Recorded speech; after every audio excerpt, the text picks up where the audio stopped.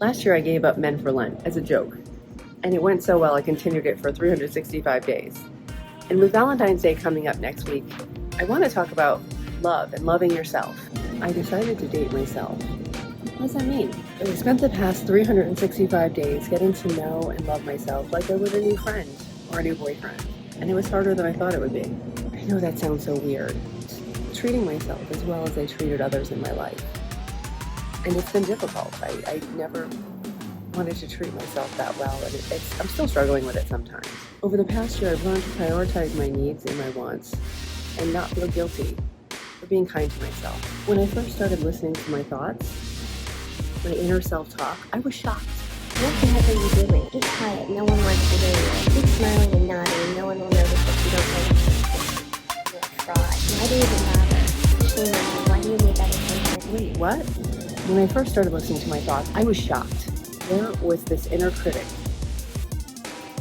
who, no matter what I did, it was never good enough. Why is this part so critical of every single thing I do? I had lived my life unaware that my thoughts and then eventually my actions were being hijacked. This is actually an abusive relationship with myself. This inner critic had ruled my thoughts and my actions and my life, and I didn't even realize it. Then I got angry and resentful at that critic. Through therapy and studying internal family systems, I learned that this inner critic was just a part of me, and it was trying to protect me.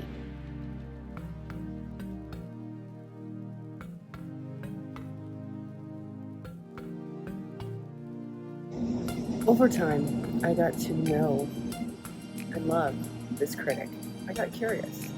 I tried to figure her out and why she did that. This poor critic had taken on extreme roles in order to protect me from the brutality of the world. True, this critic's methods were extreme. But this critic was using these brutal methods to protect me from being hurt. And that was a mindset shift for me.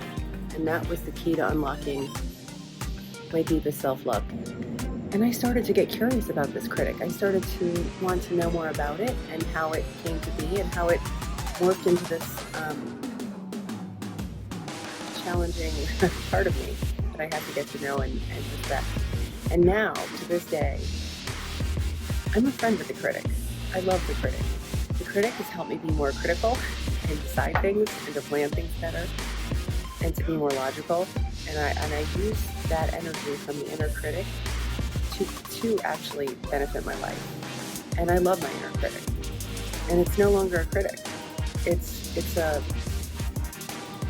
my logical thinking part. So I just want to say, we all, talk about self-love and, mani pedicures and massages and going away, and all those things are wonderful.